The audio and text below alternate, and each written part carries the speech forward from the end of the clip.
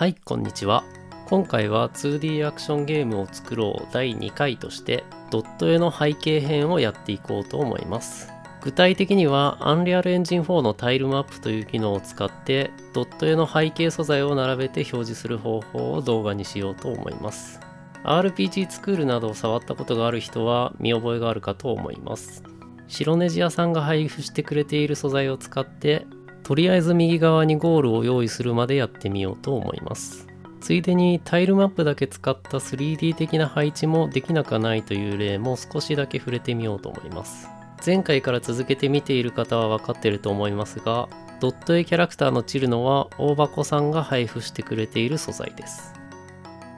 まず白ネジ屋さんのサイトから素材をお借りしていきたいと思います。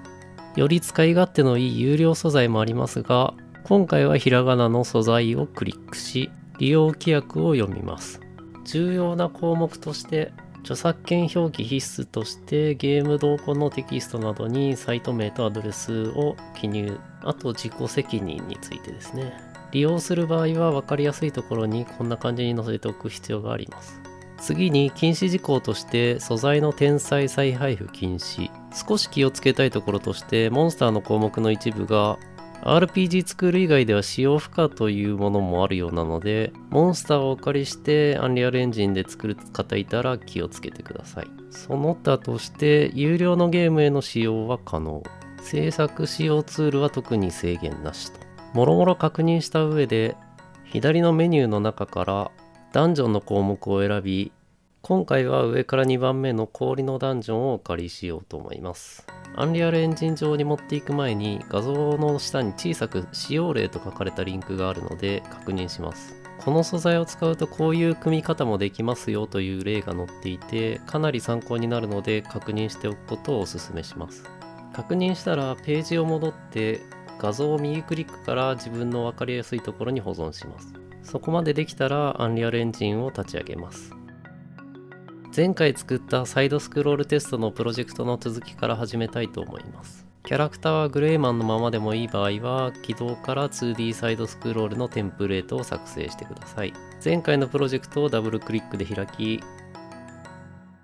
まず画像を読み込みたいので、読み込み先のテクスチャーのフォルダを開きます。先ほど保存した背景画像をテクスチャーフォルダにドラッグします。読み込んだ画像をダブルクリックで開き、キャラクターのドット絵の読み込みと同じ設定にします。圧縮設定をデフォルトからユーザーインターフェース 2D にすることで、主に色のにじみがなくなります。テクスチャー項目のフィルターをデフォルトからニアレストにすることで、ドットの境目のぼやけた感じがなくなります。今回は薄いピンクが背景色に使われているので、クロマキーテクスチャーで背景色をスポイトでスポイルして背景を透過させます。あとはミップマップなしになっていることを確認し、テクスチャーグループを 2D ピクセルズにしたら保存して閉じます。ここまでは前回のおさらいです。ここから背景画像を右クリックし、スプライトアクションズの右のキャラクターの時はエクストラクトスプライツを選びましたが、今回はその2つ下のクリエイトタイルセットを選びます。できたタイルセットをダブルクリックして中身を確認します。タイルセットではタイルサイズとコリジョンの設定を行います。初期値のタイルサイズは32ピクセルになっていて、今回の背景素材は16ピクセルなのでタイルのサイズが合っていません。スーパーファミコンの頃のようなものを目指すなら32ピクセルがちょうどいいのかなと思います。ファミコンっぽいものを目指すなら16ピクセルが良さそうです。今回はどちらを目指すというよりは素材が16なのでということで、画面右下のタイルサイズを32から16にします。タイルサイズが合っていることを確認し、この中で足場としてメインで使うタイルを3つコリジョン設定します。コリジョン設定とは衝突設定ということで、キャラクターが触れられるようにする設定になります。今回足場として使うのはこの3つです。氷のブロックを1つ選択し、上のアドボックスをクリックすると、分かりにくいですが画面右上のビューでタイルが白い線に囲まれます。これでこのタイルに乗っかれるようになります。同じように少し暗めのタイルと透明度の高いタイルにコリジョン設定をします。3つのタイルに設定が終わったら保存して閉じます。タイルセットはタイルマップというタイルを並べるデータの元になるのですが、テクスチャーやスプライトとも別の要素になるので、専用のフォルダを用意したいと思います。2D サイドスクローラーフォルダを開いた状態で、右クリックから新規フォルダを作成。名前をタイルマップとします。テクスチャーのフォルダ内にある先ほどのタイルセットをドラッグして移動させます。移動できたらタイルセットを右クリックして一番上にあるクリエイトタイルマップをクリック。名前をステージにしました。ステージをダブルクリックで開き、どういうものなのか適当にタイルをスタンプのように置いてみましょう。タイルの間隔がわかるように表示からグリッドを表示させておいた方がいいと思います。緑のブラシのアイコンを選ぶと選択中のタイルをスタンプのように置けて、ピンクの消しゴムを選ぶと削除できます。バケツを選ぶと境界線まで塗りつぶします。とりあえず簡易ステージを用意するため、画面右のマップワイド、マップハイトを両方20にします。この数字は大きさというよりタイルの数を指しています。なので20、20にするとタイルを縦横20ずつ置けるようになります。先ほどコリジョン設定をした白い氷のタイルを床にしたいので選択し、画面の下2列を白い氷で敷き詰めたいと思います。画面の左右の端は透明度の高いガラスのようなタイルを置きたいと思います。シフトをしながら一直線に並べるとかがあったらいいのですが、今のところできないみたいなので地道に並べます。こうしたらできるようなど情報があったら教えてください。空白の範囲以外にも同一タイルをバケツで塗りつぶすことができるので、塗り替えたい時などはバケツで塗り替えることもできます。一旦これがどういう風に見えるのか保存して閉じて確認してみたいと思います。ステージをビューポート上にドラッグしてみるとサイズが小さいようです。サイズを変える前にタイルマップの Y 軸には少し気をつけてください。あまり大きな数字が Y 軸に入っているとコリジョンの範囲外になっていることがあります。特にこだわりがない場合は Y 軸は0にしておきます。Y 軸の確認が済んだらステージのサイズを調整します。チルの画像も 2.5 倍になっていて、今回のタイルは16ピクセルとさらに小さいので、チルノの倍のスケールの5倍にします。横スクロールの背景を並べるには、パースペクティブとなっている画面の状態だと少しやりにくいので、パースペクティブから右に表示を変更します。少々画面が寄りすぎているので、マウススクロールで画面を引いて、表示がワイヤーフレームになっているのをヒライティングにします。この状態で右クリックのドラッグで画面移動がしやすくなると思います。同じにする必要はないですが、画面の状態と同じにしたい場合は、X にマイナス1000、Y が0、Z に2200の状態になります。今まで足場に使っていたグレーのオブジェクトは若干邪魔になってきたので消します。左側にめり込んでいるオブジェクトは共存もできることを確認するために一旦残しておきます。試しにプレイボタンを押して挙動を確認してみます。コリジョンが効いていることを確認します。あとタイルマップ以外のオブジェクトとの共存も問題がなさそうです。確認が終わったらエスケープキーでプレイモードを抜け、次にジャンプして乗っかる足場を作ってみたいと思います。ステージのタイルマップをダブルクリックで開き、白い氷の下側にある暗めの氷ブロックを選択し、適当に画面に並べてみます。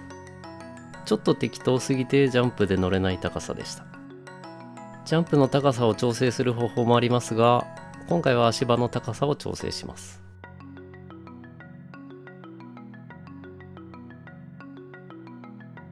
こんな感じに高さを調整し試してみました。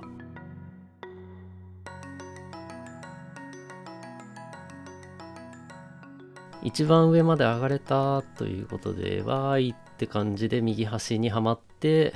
身動きが取れなくなりました。タイルマップというツールがこういう使い方を想定しているかはよく知りませんが、こんな感じの使い方もできるかなと思います。ここから右側にステージを広げて一番右にゴール的なものを用意してみたいと思います。ステージをダブルクリックで開き、マップワイドを20から100に変更します。縦に並べたタイルを消して右端まで足場を作りたいと思います。足場を敷き詰めた状態で試しに右端まで歩いてみたいと思います。なんか想定外だったんですが通行止めになっていました。エスケープで戻って確認してみると、でっかい足場が通行止めをしていたようです。邪魔なので消します。もう一度歩いてみます。とりあえず一番右端まで来れました。この一番端にゴール的なものを置きたいと思います。ゴールを作る前に完全に一直線なのもなんなので、ジャンプをしないと落下してリスタートみたいなのを用意したいと思います。グレーの足場が徐々に邪魔になってきたので少し消します。ステージのタイルマップをダブルクリックで再度開き、ピンクの消しゴムで穴を作ります。動画上では7マス分くらい開けてます。試しに落下してみると途中で変な角度のカメラ位置になると思います。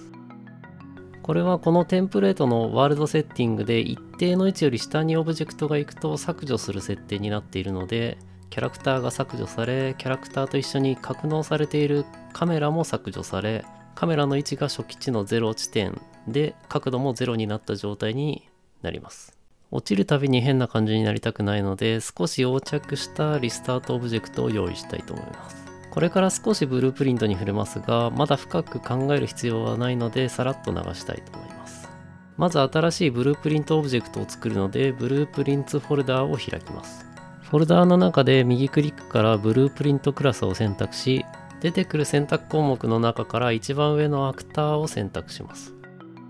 名前をデスゾーンとしました。物騒な名前ですね。できたブループリントデータをダブルクリックで開き、左上の緑色のプラスコンポーネント追加をクリックし、ボックスコリジョンを選択します。イベントグラフに移動して暗くなっているイベントビギンプレイとイベントティックを削除し、イベントアクタービギンオーバーラップだけ残します。このビギンオーバーラップは何かが触れたら何かを起こすイベント用のノードになります。アザーアクターと書かれている右の青い小さい丸をクリックし、右にドラッグして離して出てくる検索窓に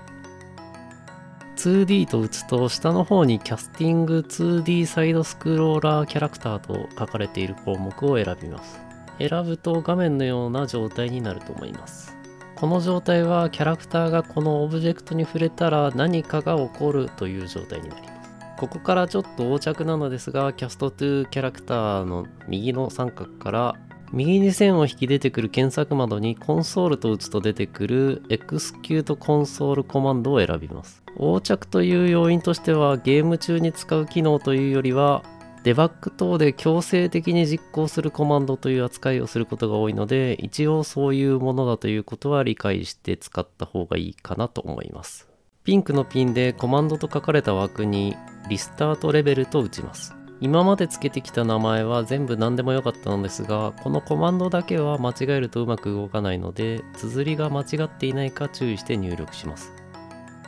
そこまでできたら保存して閉じて、キャラクターが触れたらリスタートがかかるか確認してみます。ビューポートにデスゾーンをドラッグしてキャラクターの右側に置いてみます。青い背景画像があるからなのか、画面に持っていくと Y 軸に大きめの数字が入ってしまうようなので、 Y が0じゃない場合は0にしておきます。プレイボタンを押して試してみます。右に移動すると初期位置に戻されるかなと思います。ブループリントの内容としては、キャラクターがデスゾーンに触れたらリスタートするだけの処理です。一瞬でリスタートするのでちょっと分かりにくいですね。おそらくうまくいっていると思うので、落下時にリスタートするように足場の下の方に置こうと思います。デスゾーンのオブジェクトを選択した状態で右の詳細欄を確認し、青いボックス継承となっているデスゾーンの中身をクリックし、詳細欄下のボックスエクステントの X の値を3000にします。床下をおおよそカバーできるかなというサイズです。ちょっと遠目から見て位置を調整します。この時あまりこのデスゾーンを上の方に持ってくると、落下と認識する前にリスタートがかかる印象になるので、ある程度落下してからリスタートがかかるように若干下に持っていきます。ブループリント上で少し待ってからリスタートという処理にしてもいいのですが、今のところブループリントの手数は最小にしておこうと思います。テストプレイをして、もう少し落下している時間があってもいいかなともっと下げています。で、ちょっと今回は簡易的なゲームとしてなんとかランみたいなジャンプボタンだけのゲームにしてみようかなと思うので、キャラクターブループリントをちょっとだけいじります。2D サイドスクローラーキャラクターをダブルクリックし、今回いじりたい部分はこのアクシズムーブライトとなっている部分をオルトプラスクリックで切り離して Add Movement Input を常に実行したいので、画面右にあるイベントティックを使います。このティックは常に実行する場合に使うイベントノードで、あまりこれを使うとゲームが重くなる要因の一つなので、気軽に使うと誰かに怒られると思いますが、今回は気軽に使います。イベントティックを左に引っ張ってきて Add Movement Input を処理してから右の処理をするようにしてみます。ティックから線を引っ張り Add Movement からアップデートアニメーションにつなぎます。これで常に右に移動し続けるという処理になりました。試しにコンパイルして保存してからプレイをしてみます。散るのが1匹、散るのが2匹、散るのが3匹、散るのが4匹って感じで、なんか散るの数えるだけみたいなアプリができそうですね。一応目的通りの状態になっているのでエスケープで閉じます。あと確認し忘れてましたが、もう一度プレイをしてジャンプができることを確認してみます。初期状態だとスペースキーがジャンプです。ジャンプも問題なくできるようなので、ここから何度かジャンプしたら右側のゴールにつくようにしてみようと思います。ステージを少しいじりたいので、タイルマップフォルダーからステージをダブルクリックで開き、ジャンプするまでワンテンポ欲しいので少し落下位置をずらしてみます。穴の位置をずらしたら実際飛べるか確認しておきます。大丈夫そうなので次の落下ポイントを作ります。青い背景が途切れる部分が気になりますが、マリオ3のゴール付近みたいだなと、若干血迷った判断をしてそのままにしています。ゴールまでに何回かジャンプしたいので適当にジャンプする足場を用意してみます。今回ここまで3つのタイルしか使っていないので、こんな大量なタイルマップ借りる必要なくねとお思いの方がいたらその通りです。RPG スクールなので見覚えがあるタイルも使えるよというのが分かりやすいかなということで、この背景素材をお借りしました。一応ちゃんと飛べるか確認して右端にゴール的なものを用意しようと思います。ここからジャンプするだけじゃなく、難易度を上げるかどうかは状況を見て考えようと思います。一応ここまで組んだタイルマップが白いブロック状のアイコンではなく、後で分かりやすいようにサムネイルを作ろうと思います。タイルマップ全体がビューポート上に映るように画面を引き、ステージのタイルマップを右クリックからアセットアクションの中のサムネイルキャプチャーを選択します。画面の中央部分のみサムネイルになるようなので、もっと引いた状態でサムネイルを作り直してみます。サムネイルを見てもなんだかよくわかりませんが、白いブロック状の時よりはパッと見であれねとわかるかなと思います。そこからゴール用のタイルマップを作っていきたいと思います。画像の下がオレンジ色の方のタイルセットを右クリックから一番上のクリエイトタイルマップ、名前をハウスとしました。ダブルクリックでマップワイドと毎回言ってるマップウィズを11、正しい発音がわからないでもワイドでいいやって感じなんですが、マップハイトは7くらいにしてみます。とりあえずこの枠に小屋的なゴール的なものを並べてみたいと思います。並べるだけなのでああしろこうしろという部分はないのですが、複数のタイルをいっぺんに選択しておくことができる点と、レイヤー機能があるので一つのタイルだと後ろが抜けているような場面でも別のタイルを後ろに並べるなどすると、今回に関しては隙間を埋めたりしました。あと今回この小屋はコリジョンを持たせたくないので、右のメニューの中のレイヤーコライズのチェックを外しておくことを忘れないでください。とりあえず早送りですが満足したので保存して閉じます。ビューポートにドラッグすると毎度のことですが小さいのでスケールを5にします。位置を合わせてプレイを押してみます。今のところゴールしたらどうなるのような処理が何もないですが、タイルマップを説明する上ではこんな感じでもいいのかなと思います。この小屋のタイルマップのサムネイルもキャプチャーして後で分かりやすいようにしたいと思います。あとは今回タイルの要素が RPG 用で斜め俯瞰用のものがほとんどなので、せっかくなのでタイルマップを複数並べて 3D ソフトとか使えなくても立体的に見せられるのかなっていうテストをしてみました。下手に 3D で作るよりディテールも細かくて結構いい気がします。興味を持った方は一緒にタイルマップで遊びませんか？って感じで今回はここまでにしようと思います。2D 特有の内容は今回までのシャープ1のフリップブックとシャープ2のタイルマップくらいかなと思うので、次回何するか考えてなかったんですが、コイン取るとか効果音鳴らすみたいなことをやってみようかなと思ってます。あとちょっと関係はないんですけど、 YouTube のサムネが変更できるようになったので少しやる気が出てきました。ってな感じで、また次回よろしくお願いします。